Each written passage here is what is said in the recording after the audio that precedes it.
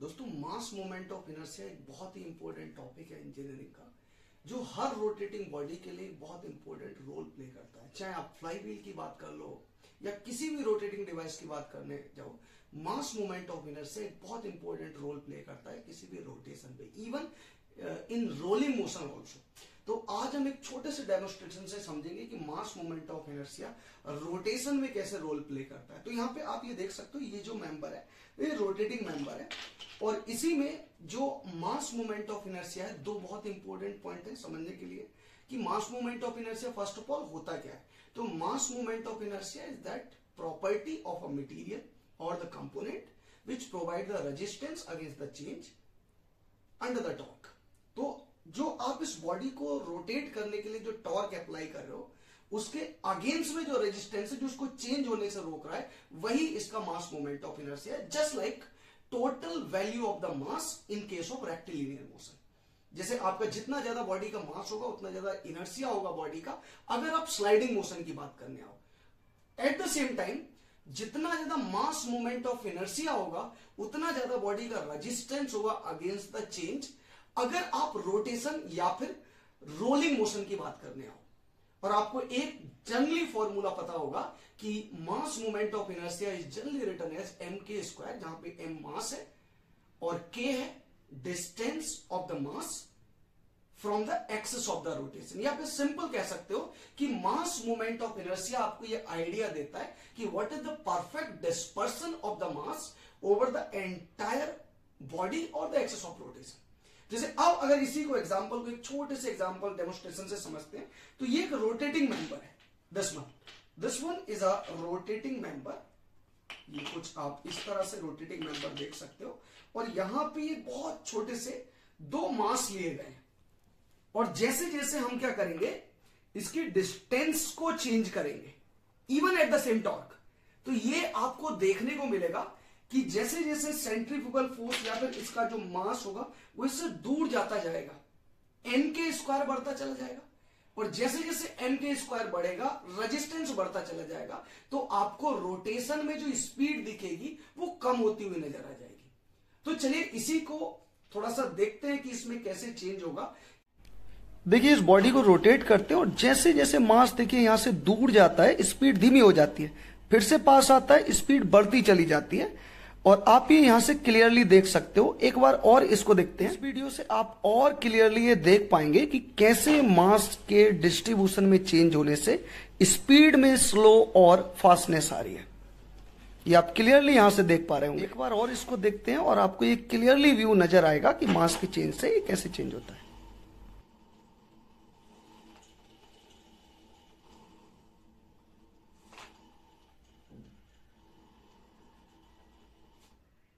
तो दोस्तों फाइनली आपने देखा होगा कि मास के डिस्पर्सन का या मास के डिस्ट्रीब्यूशन का इफेक्ट कैसे रोटेशन पे आ रहा था। तो चलिए इसी कॉन्सेप्ट को और डिटेल में समझने के लिए चलते हैं बोर्ड पे और देखते हैं ये सारे चेंज क्यों हो रहे हैं।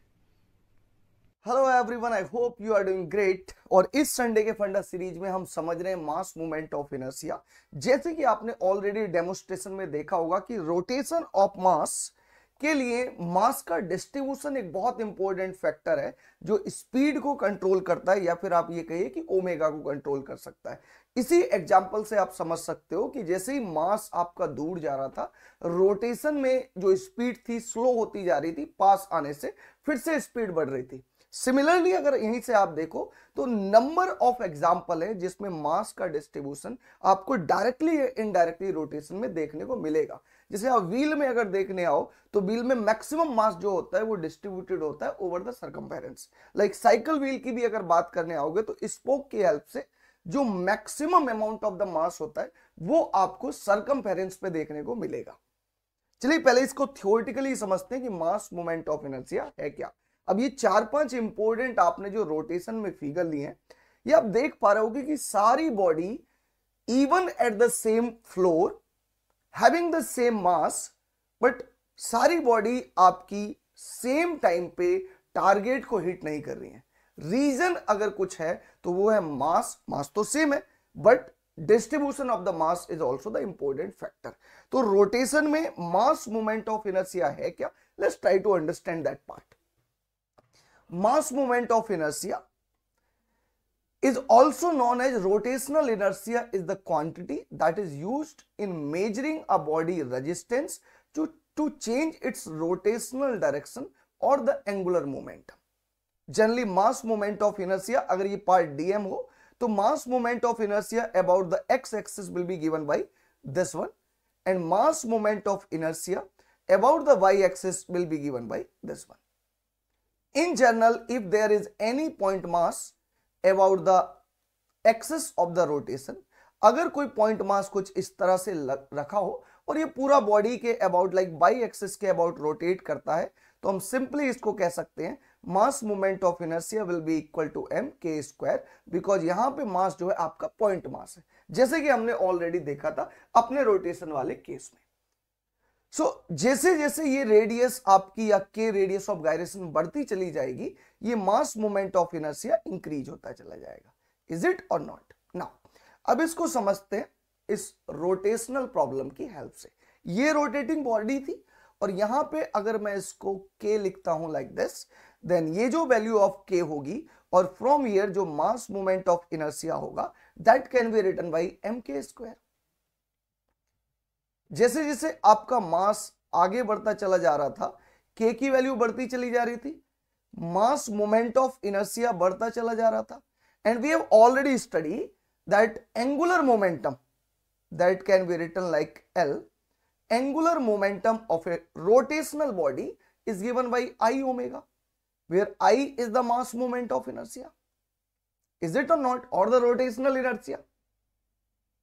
And omega is the angular speed. So if we consider this rotational momentum that is L, which is constant, अगर ये rotational momentum आपका constant है, तो जैसे आपका मास आगे बढ़ता है this value of the IV will increase, Y will increase. Is it or not? And omega at the same time will start to decrease because you are having the same value or the constant value of the momentum. क्योंकि आपने जो एक बार momentum लगाया था, अगर air resistance को neglect कर दो तो कुछ टाइम के लिए मोमेंटम सेम रहता है. So having the same value of the momentum, angular momentum, I omega is going to change, mass moment of inertia is going to change, that's why your omega is going to change. तो जहां पे आप ये चाहते हो कि आपको study speed चाहिए, at that time जल्दी जल्दी चीजें चेंज ना हो, at that time you always try to manage higher value of the mass moment of inertia, जिससे कि आपकी same speed for a long time maintain हो. इसीलिए आपके मैक्सिमम प्रैक्टिकल कंडीशन में जो मास का डिस्ट्रीब्यूशन होता है वो हमेशा ही सेंटर ऑफ रोटेशन से दूर किया जाता है. Like the example of all the wheels, flywheels में आप देखते होंगे mass moment of inertia higher करने के लिए मैक्सिमम मास को सेंटर से दूर रखा जाता है. तो ये सारा इंपॉर्टेंट फैक्टर है मास मोमेंट ऑफ इनर्शिया का किसी भी रोटेशनल मोशन में या फिर आपका एंगुलर रोटेशन में. सो आई होप ये पार्ट आपको क्लियर हो गया होगा. Thank you all, take care, bye bye.